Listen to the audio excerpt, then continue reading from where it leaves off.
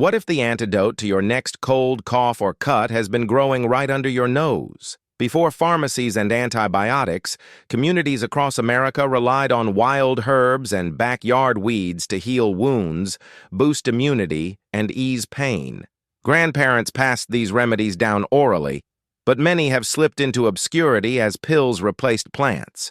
Today, we're unearthing 20 once-forgotten U.S. healing plants that our ancestors used to survive everything from battlefield injuries to influenza pandemics.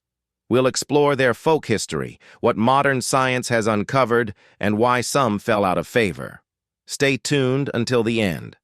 Number 17 was banned by the FDA despite centuries of safe use, and number 20 might be hiding in your daisy patch. Don't forget to like this video, subscribe, and share in the comments which herbs your family swears by. The dark berries of the Sambucus nigra shrub became a staple syrup in American home medicine cabinets. Traditional healers brewed elderberry for colds and flu, and small modern studies suggest it may relieve upper respiratory symptoms, although more research. Its flowers make soothing teas, and its berries can be turned into jam and wine. Always cook elderberries thoroughly. Have you tried Grandma's elderberry syrup? Tell us below. Echinacea Prairie Immune Booster.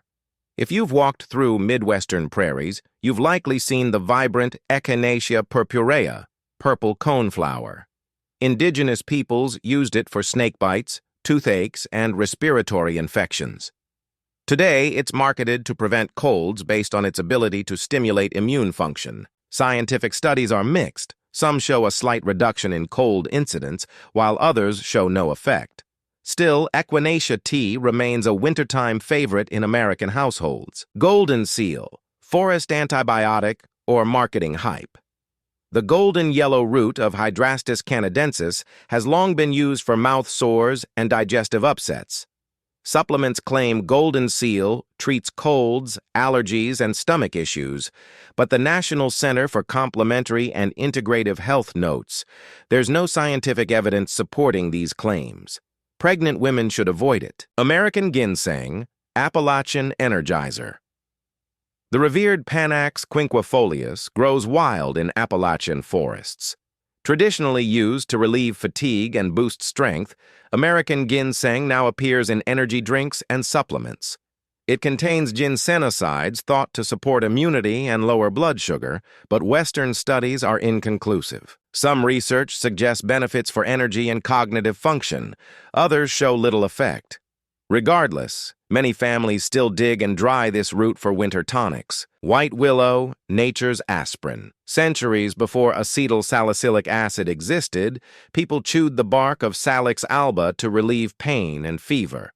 Willow bark contains salicin, which the body converts into salicylic acid. Recent reviews suggest willow bark may modestly reduce pain and improve joint function in osteoarthritis, but the evidence quality is low. Because it acts like aspirin, avoid it if you're allergic to aspirin, take blood thinners, have ulcers, or are pregnant. Natural doesn't always mean harmless. Slippery elm, mucilage magic. The Ulmus rubra tree produces an inner bark rich in mucilage, a viscous substance that forms a protective coating. Native Americans and settlers mixed this bark into gruels for coughs, sore throats, and irritated stomachs. It's still used today as a demulcent for minor throat and digestive complaints. A small study found a formula containing slippery elm improved bowel habits in people with irritable bowel syndrome. Evidence is limited, but the soothing, gooey texture explains why it's a go-to for mouth and throat irritation. Yarrow. Achilles' bandage legend says, the Greek hero Achilles carried Achillea millefolium into battle to stop bleeding, giving the plant both its genus name and its reputation. Early American soldiers used yarrow leaves to pack wounds, and its feathery foliage is still valued for its hemostatic properties. It's also brewed as a tea for fevers and digestive upset. Yarrow's tannins constrict blood vessels, while its essential oils have anti-inflammatory qualities. Hiking this weekend? Yarrow might be your best first aid kit. Plantain, sidewalk, first aid kit. Not the banana-like fruit. The low-growing Plantago major thrives in lawns and sidewalk cracks. Its broad leaves contain mucilage, iridoid glycosides, and tannins that lend anti-inflammatory, antimicrobial, and anti-bleeding properties. Historically, pioneers chewed the leaves and applied them to cuts, insect stings, and burns. They also drank plantain tea for coughs and bronchitis. If you scrape your knee outdoors, look around. A plantain leaf could be nature's bandage. Sassafras. From root beer to banned tea, with its fragrant roots and mitten-shaped leaves, Sassafras albidum flavored America's earliest sodas and teas. Indigenous people treated fevers, rheumatism, and digestive problems with sassafras. Sadly, saffrole, a major component of its root oil, has been shown to be carcinogenic. Even 5-MeO can be toxic. The FDA banned saffrole in 1976. Today, you might see sassafras-free root beer, and any medicinal use should be avoided. This healing plant is better appreciated for its history than for home remedies. Boneset, frontier flu fighter. During 19th-century influenza epidemics, households stocked dried leaves of Eupatorium perfoliatum. The name boneset comes from breakbone fever, an old term for dengue and severe flu. While lab studies show boneset extracts have anti-inflammatory and antiviral activity, the plant contains unsaturated pyrrolizidine alkaloids that can cause liver damage. Ingesting large doses also leads to severe diarrhea. For safety, modern herbalists rarely recommend boneset internally. Its legacy lives on as a reminder of how far fever treatments have come. Dandelion, sunny detoxifier. Often dismissed as a weed, Taraxacum officinale is actually a nutrient powerhouse.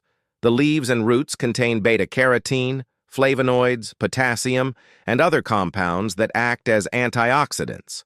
Animal and cell studies suggest dandelion extracts may lower blood lipids and blood sugar, reduce blood pressure, fight inflammation, and support liver health. While human evidence is lacking, many Americans enjoy dandelion greens in salads and roast the roots for a caffeine-free coffee substitute. Burdock root, the fiber powerhouse. The burr-covered Arctium lapa grows wild across the United States. Its root is a staple vegetable in Japanese cuisine and offers a hefty dose of inulin, a fiber that feeds beneficial gut bacteria and helps lower LDL cholesterol.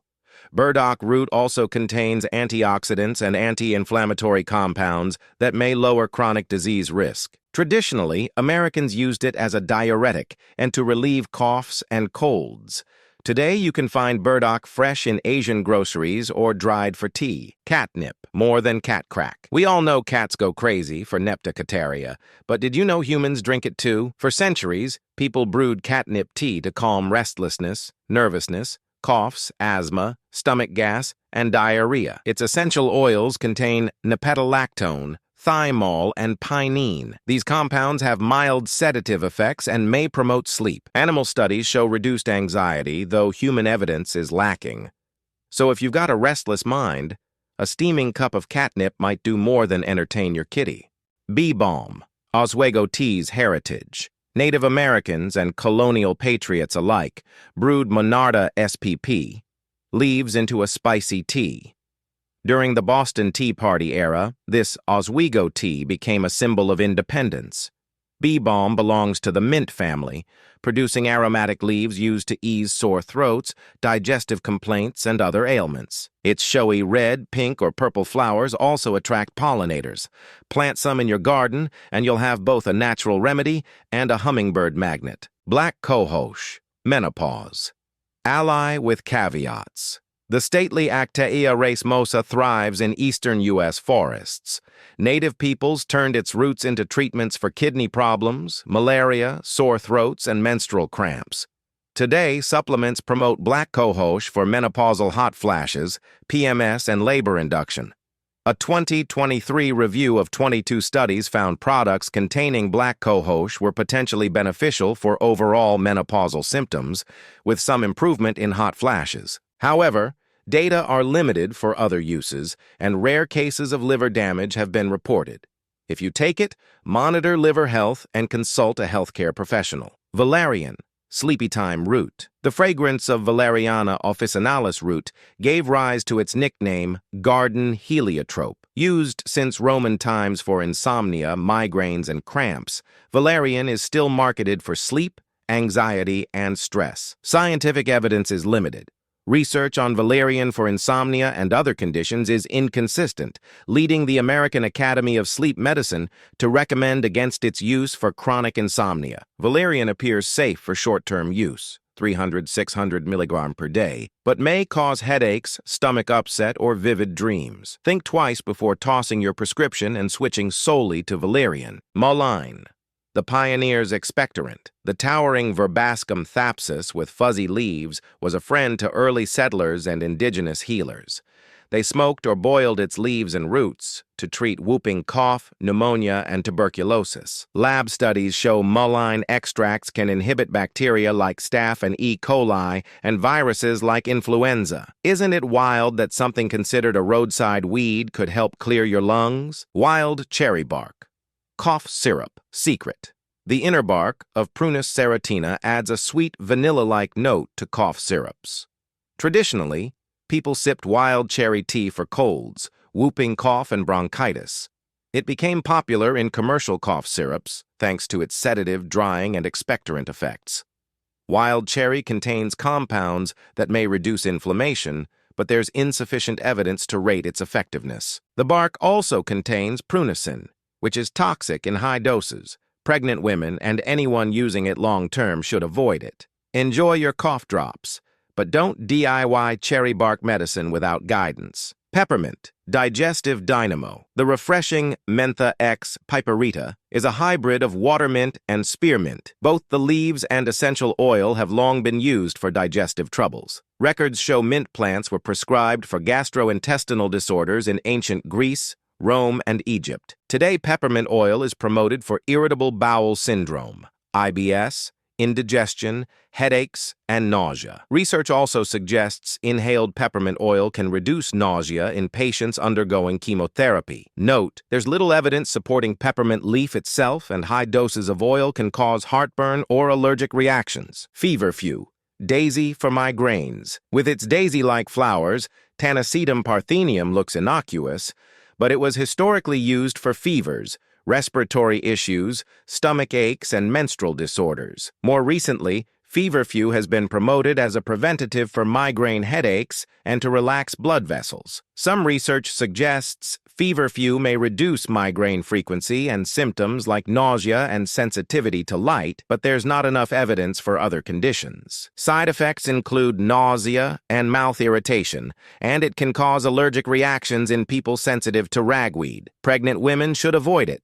Still, many migraine sufferers keep Feverfew tea in their pantry just in case. The United States' healing heritage is deeply rooted in its forests, prairies, and even front lawns. Have you used any of these herbs? Do you have family stories of homemade syrups or teas? Share your experiences in the comments so we can preserve this disappearing knowledge.